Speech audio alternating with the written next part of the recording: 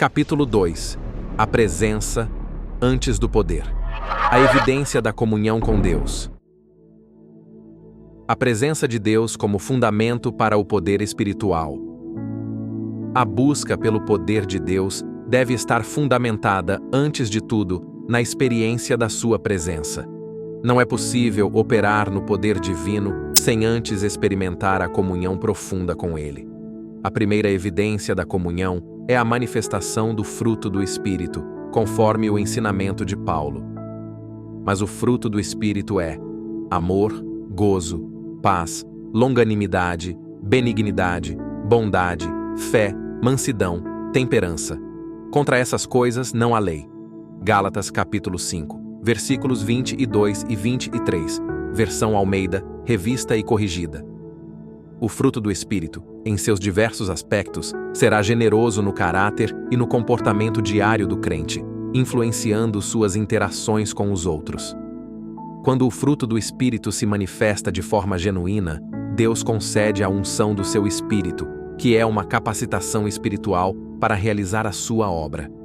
A relação entre a presença de Deus e o poder do Espírito segue uma ordem definida. A presença de Deus é o fundamento e o poder é a consequência.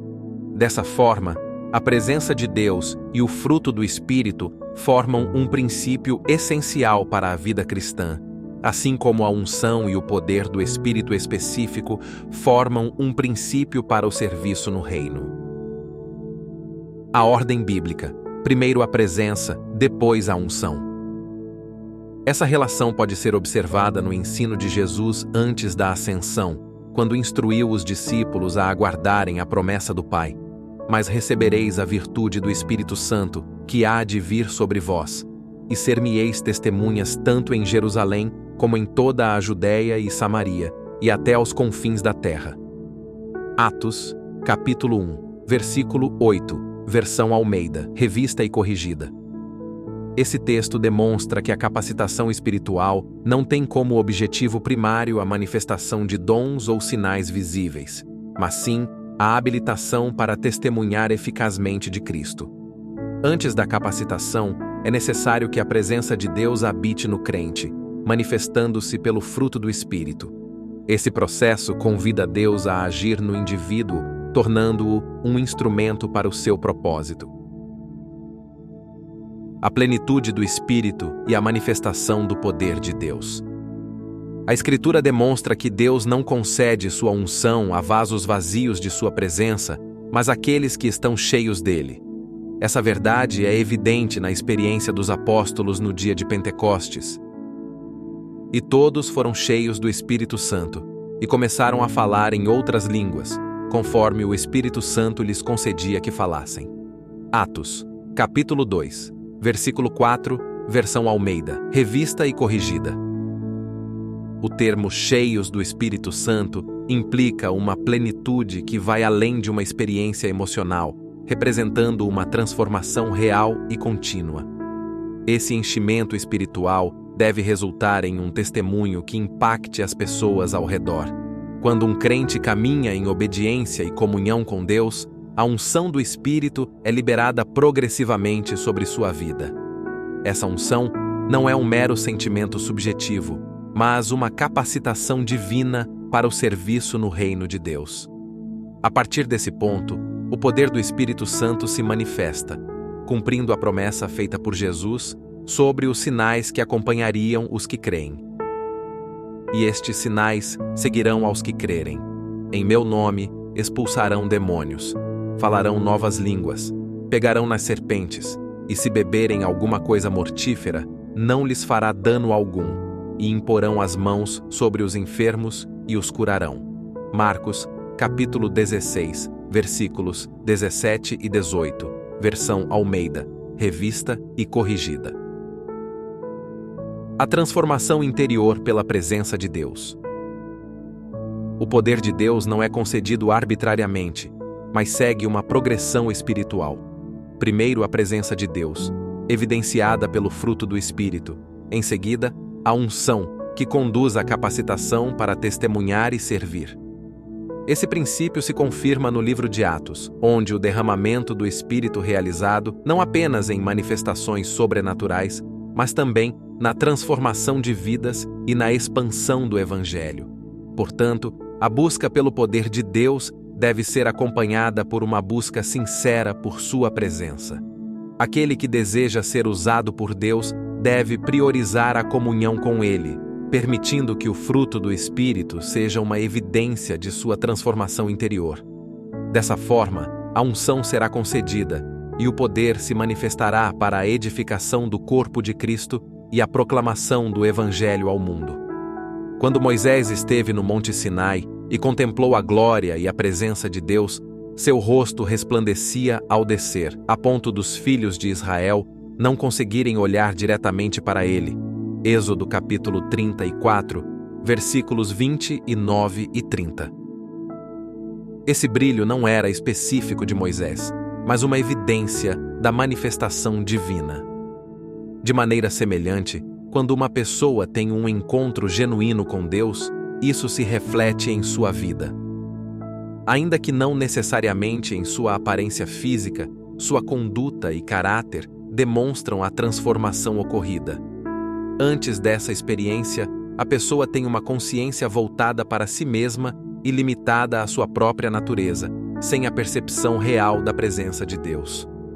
Entretanto, ao ser impactada pela glória divina, essa consciência própria se reduz, dando lugar à consciência da presença de Deus, que se manifesta por meio do fruto do Espírito, conforme descrito em Gálatas, capítulo 5, versículos 22 e 23. Um exemplo significativo dessa mudança pode ser encontrado na narrativa da queda de Adão. Antes do pecado, ele desfrutava de uma comunhão plena com Deus e estava revestido de sua glória. No entanto, após desobedecer ao mandamento divino, perdeu essa cobertura espiritual e tomou consciência de sua nudez, sentindo medo e buscando esconder-se da presença do Senhor. Gênesis capítulo 3, versículos 9 e 10. Esse episódio revela que o afastamento de Deus gera medo e insegurança, enquanto a comunhão com Ele produz confiança e ousadia. O medo, portanto, é um dos primeiros resultados da autoconsciência após a separação da presença divina, enquanto a ousadia é uma consequência natural da consciência de Deus. A Escritura declara: "Fogem os ímpios sem que ninguém os persiga, mas qualquer justo está confiado como o filho do leão." Provérbios, capítulo 28, versículo 1, versão Almeida, revista e corrigida. Assim, aquele que desenvolve um relacionamento com Deus não precisa confiar apenas em sua própria força, pois a presença divina lhe concederá poder e autoridade. Além disso, a capacitação do Espírito Santo é essencial para a vida cristã. A presença do Espírito habita no espírito daquela que crê, e a unção de Deus capacita o indivíduo para cumprir sua missão, na sua carne. O próprio Jesus instruiu seus discípulos a aguardarem a promessa do Pai para que recebessem poder, conforme Atos, capítulo 1, versículo 8. Esse poder não é apenas para a transformação pessoal, mas também para que a presença de Deus seja transmitida a outros. Portanto, a busca pela presença de Deus não deve ser apenas um objetivo individual, mas um meio pelo qual sua glória se torna visível ao mundo. Aquele que recebe essa presença experimenta uma transformação que o leva a refletir Cristo em sua conduta, e a unção do Espírito o capacita a ser um canal de manifestação divina para outras pessoas. A oração como meio para entrar na presença de Deus. Diante da realidade espiritual apresentada nas Escrituras, a questão imediata que surge é: o que deve ser feito para entrar na presença de Deus? A resposta é clara: é necessário orar. No entanto, a oração não é um exercício meramente ritualístico, mas uma batalha espiritual que exige perseverança e entrega total. Antes de qualquer enfrentamento externo, a oração conduz a uma guerra interior. A carne resiste ao espírito. Gálatas 5:17. E o maior obstáculo à comunhão com Deus não são forças externas, mas a especificidade humana, ao egoísmo e à autossuficiência. Quando um crente se propõe a buscar a Deus de forma sincera, a mente frequentemente se volta para suas próprias falhas, fraquezas e necessidades, porque o que faço, não o aprovo, pois o que quero, isso não faço, mas o que aborreço, isso faço. Romanos capítulo 7, versículo 15, versão Almeida Revista e Corrigida. Esse ciclo de autoanálise pode se tornar um impedimento para a verdadeira comunhão, pois centraliza a oração no próprio indivíduo, em vez de focalizar a presença de Deus. No entanto, embora a confissão de pecados seja essencial, 1 João capítulo 1, versículo 9, a oração precisa avançar para um estágio mais profundo, onde o crente aprende a desfrutar da presença do Senhor e a ouvir sua voz. Aquele que persiste em oração com entendimento bíblico experimenta uma mudança progressiva, de um clamor centrado em si mesmo para um relacionamento onde Deus é o foco. O entusiasmo e a comunhão se tornam prioridades, e isso reflete um princípio espiritual fundamental. Chegai-vos a Deus, e Ele se chegará a vós. Tiago capítulo 4, versículo 8, parte A, versão Almeida, Revista e Corrigida. O verdadeiro fruto da presença de Deus não está apenas na resposta às petições, mas na transformação interior que ocorre quando alguém se coloca diante dele sem reservas. A experiência de 5 minutos na presença do Senhor pode trazer mais impacto à alma do que anos de oração meramente repetitivos e mecânicos. Quando o crente alcança esse nível de entrega, a comunicação com Deus se intensifica. O Espírito Santo fala, instrui e compartilha segredos espirituais com aqueles que o buscam com sinceridade. Certamente o Senhor Jeová não fará coisa alguma sem ter revelado o seu segredo aos seus servos, os profetas. Amós, capítulo 3, versículo 7. A manifestação de Deus gera uma transformação profunda, e o coração do adorador se enche de um amor intenso e genuíno pelo Senhor. Isso não se limita a um sentimento momentâneo, mas resulta em um compromisso prático de conformidade. Se me amais, guardai os meus mandamentos. João capítulo 14, versículo 15. O nível de intimidade espiritual que alguém experimenta está diretamente ligado à fidelidade nas pequenas instruções que Deus concede. Antes de confiar em grandes responsabilidades, Deus observa como o crente responde aos pequenos direcionamentos. Quem é fiel no mínimo, também é fiel no muito. Lucas capítulo 16, versículo 10. A aprovação progressiva a esses comandos resulta em um derramamento crescente da unção do Espírito Santo. Essa unção não é apenas para experiências pessoais, mas capacita o crente para cumprir a missão que Deus lhe designou. Atos, capítulo 1, versículo 8. Assim, a busca pela presença de Deus através da oração não é um mero exercício religioso, mas um processo contínuo de transformação, revelação e capacitação para cumprir o propósito divino na terra. A unção e a capacitação para a obra de Deus. A capacitação do Espírito Santo está disponível para todos os crentes, conforme ensinam as Escrituras. A unção inicial é concedida no novo nascimento, quando o Espírito Santo passa a habitar em um indivíduo, tornando-o parte do corpo de Cristo. Esse princípio pode ser observado na tipologia da unção do leproso, mencionado no Antigo Testamento, Levítico capítulo 14, versículos 14 ao 18, que simboliza a purificação e separação para Deus. A unção subsequente alinha-se com a vocação específica de cada crente. Alguns são chamados para funções ministeriais, como pastores, evangelistas, mestres e profetas, Efésios capítulo 4, versículo 11. Outros exercem seu chamado em diferentes áreas da sociedade, como músicos, escritores, administradores, líderes de grupos, pais, professores, empresários e trabalhadores em diversos setores. A Bíblia demonstra que Deus capacita seus filhos de acordo com a tarefa a ser desempenhada. Bezalel, por exemplo, foi cheio do Espírito para realizar trabalhos artísticos no tabernáculo. Êxodo capítulo 31, versículos 2 ao 5. Evidenciando que a unção não se limita ao ambiente eclesiástico. A necessidade da unção para o cumprimento da chamada é um princípio fundamental. O próprio Senhor Jesus declarou: "O Espírito do Senhor é sobre mim, pois que me ungiu para evangelizar os pobres, enviou-me a curar os quebrantados do coração." Lucas capítulo 4, versículo 18. Versão Almeida, revista e corrigida. Assim como Cristo foi ungido para cumprir sua missão, os crentes são capacitados pela unção para realizar a obra que lhes foi confiada. A eficácia do ministério não se baseia apenas no esforço humano, mas na capacitação concedida pelo Espírito.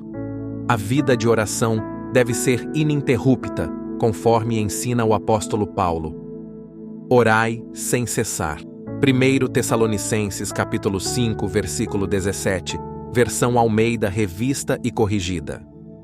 Esse chamado à oração contínua não significa a anulação das atividades diárias, mas sim uma comunhão permanente com Deus.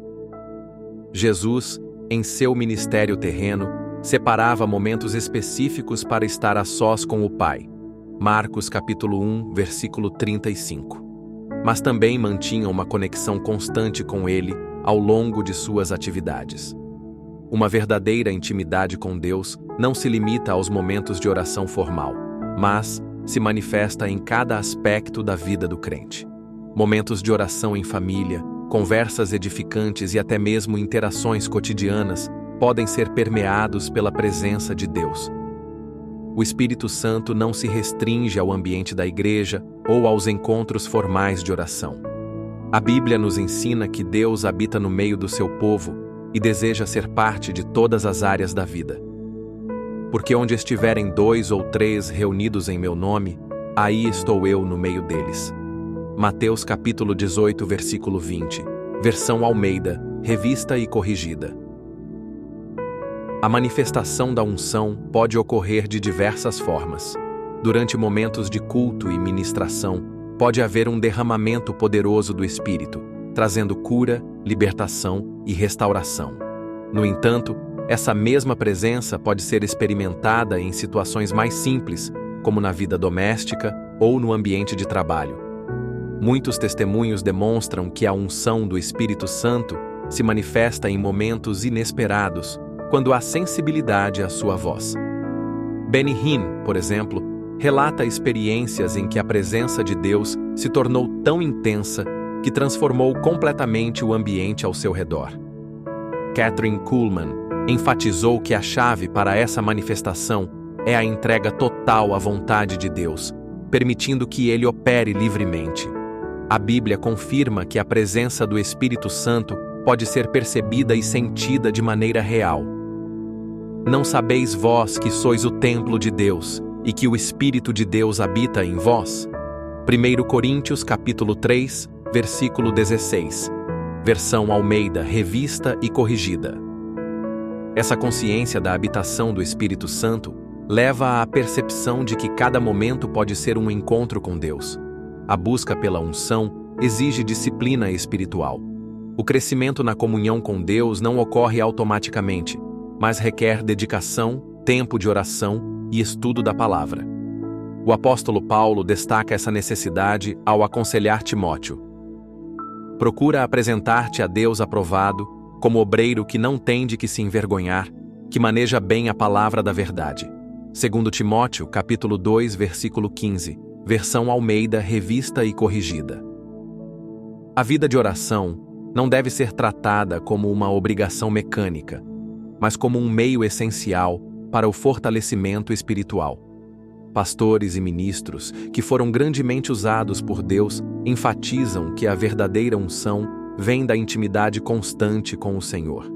A oração eficaz não está relacionada apenas à duração do tempo dedicado, mas à profundidade da entrega e da comunhão. A unção não ficou restrita somente aos apóstolos, mas permanece disponível para todos os que creem. O Espírito Santo continua a ungir e capacitar os crentes para impactar em suas gerações, levando a mensagem do Evangelho com poder e autoridade. Portanto, a busca pela unção deve ser uma prioridade para aqueles que desejam cumprir o propósito divino. Independentemente da vocação específica, cada crente é chamado a viver em constante comunhão com o Espírito Santo, permitindo que ele direcione e fortaleça cada aspecto de sua caminhada cristã. A Palavra de Deus como base da vida espiritual. A leitura da Bíblia deve ocupar um lugar primordial na prática diária de oração, pois nela estão contidas as palavras do próprio Deus, sendo o meio pelo qual ele se revela e instrui seus filhos. Antes mesmo de iniciar um período de oração, é essencial dedicar-se à leitura das Escrituras, permitindo que elas penetrem na alma e direcionem os pensamentos e a comunhão com o Senhor. Durante uma oração, a Bíblia deve ser sempre acessível, pois o Espírito Santo conduz o crente à compreensão das Escrituras, trazendo à memória passagens específicas e iluminando seu significado. A Palavra de Deus não deve ser separada da vida devocional, pois é por meio dela que ele instrui, fortalece e guia seu povo. O próprio Cristo declarou: "As palavras que eu vos disse são espírito e vida." João, capítulo 6, versículo 63. Parte B, versão Almeida Revista e Corrigida. O Espírito Santo é o mestre por excelência, aquele que guia os filhos de Deus à plena verdade. Como afirma a Escritura: "E quanto a vós, a unção que dele recebestes fica em vós, e não tende a necessidade de que alguém vos ensine.